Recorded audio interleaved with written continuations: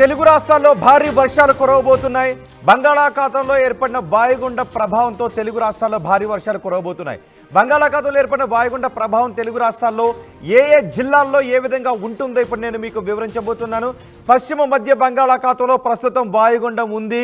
ఈ వాయుగుండం కారణంగా రాబోయే 24 గంటల్లో ఉరుములు మెరుపులతో కూడిన వర్షాలు కురిసే అవకాశం ఉంది అని వాతావరణ శాఖ అధికారులు చెప్తున్నారు. అంతేకాదు పిడుగులు కూడా పడే అవకాశం ఉంటుందని చెప్తున్నారు. రాబోయే 24 గంటల్లో ఆంధ్రప్రదేశ్ తెలంగాణలో చాలా చోట్ల ఉరుములు మెరుపులతో పాటు పిడుగులతో కూడిన వర్షం కురిసే అవకాశం ఉంటుంది అని వాతావరణ శాఖ అధికారులు చెప్తున్నారు.